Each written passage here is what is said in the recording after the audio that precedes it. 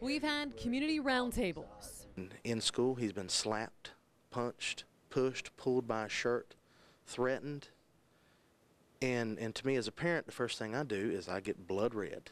We've had candid conversations with kids. I can't take it anymore. Please just stop, because it's really getting annoying and hurt my feelings and all that.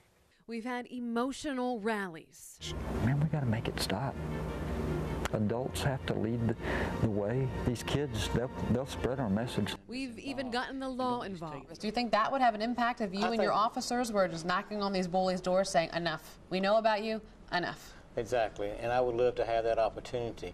But a year later, here we are with the same problem, bullying, crushing our kids like a tidal wave. Doesn't feel great because nothing's working. For 11-year-old Trevor, he's been the target of the same bully's wrath for more than 2 years. He always takes stuff out on me. He don't take it out on anybody else. I mean, he's little for his age. He was a preemie when he was born. And all he wants to do is make good grades. Because some other kid doesn't want to, it's not my problem. They need to leave him alone and let him do his thing in school. Pushing, punching, slapping, derogatory words, enough was enough.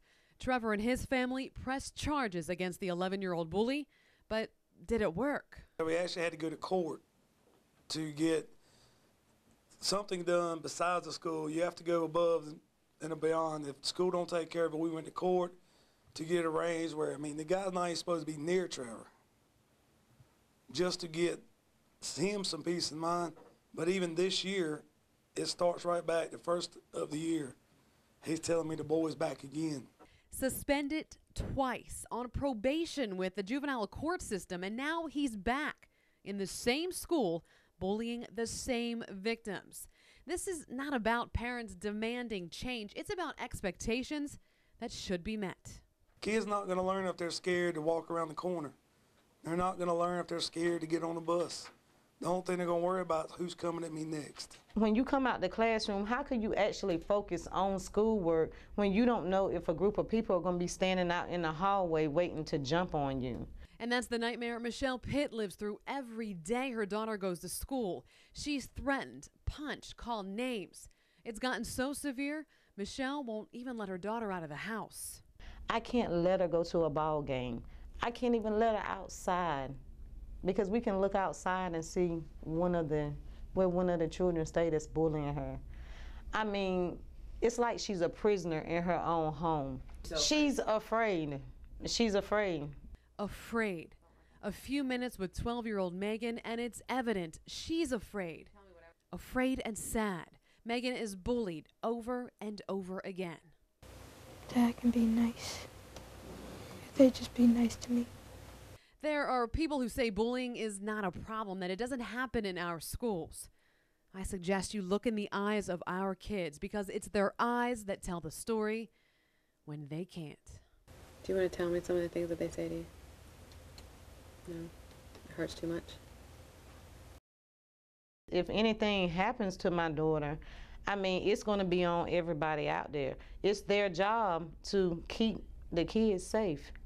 I shouldn't have to worry about what's going to happen to my child at school. But Michelle Pitt does worry about her daughter. A junior in a Pitt County high school, she says she is constantly bumped in the halls, threatened, punched, called horrendous names. The bullying is taking its toll on a once lively teenager. It's making her very, very depressed. It's getting her in a state of just not caring about life anymore. The depression, she sits around, she does not want to eat, she don't want to talk about anything, and she feels as if when we go to school, we make things worse. Michelle tells me she wants answers, and she wants them from the top. So she called the Pitt County Schools Administrative Office. On the other end of the phone was Dr. Pokey Nolan, Director of Student Services. Michelle tells me what happened next shocked her. She told me that if I continued to question her, that she would launch an investigation into my domicile. And when I questioned her about, I began to cry and ask her, why can't you just help me? All of my options I have expunged. You just need to keep reporting it to the school system. She hung the phone up on me. A statement from Pitt County Schools paints a much different picture. It reads, "There were 2 separate conversations with the mother regarding alleged bullying issues in the school. At no point was the mother ever hung up on. During the course of the conversation, the district asked questions about the alleged incidents, the child's domicile, and discussed strategies for the parent working with the school moving forward." I've been told by the school district that there are always 2 sides to the story. Things aren't what they seem. Michelle says it's exactly how it seems. My daughter is the one that's instigating. So basically, she instigated 5 people coming to jump on her. She instigated 20 people in the gymnasium being unsupervised, approaching her to jump on her and beat her up. So she instigated that. I mean, she instigated the threatening phone calls that she's getting. She's instigating that. What's interesting is just last week, 2 soccer coaches from D.H. Connolly High School were quickly let go after hazing allegations surfaced. So it made me think, isn't bullying just as serious as hazing? Well, hazing is defined as subjection to harassment or ridicule. Bullying is defined as to be overbearing, to terrorize. Pitt County school officials agree the 2 are nearly parallel. In another written statement, they say, "I think the biggest thing that we can say to our parents and students is that this type of behavior, no matter how you classify it, will not be tolerated in Pitt County schools. I believe that is evident in this particular case by the quick and swift action taken by the administration of D.H. Connolly High School." Swift action indeed, but will not be tolerated. Over the past year, I've received hundreds of emails, Facebook messages, voicemail messages from parents who beg to differ. We've contacted the bus driver, we've emailed the school, but no one ever replies from the school. When you walk in the school, there's signs everywhere, no bullying, no bullying. Well, that's obviously not the case. So I have no faith in the school system at all.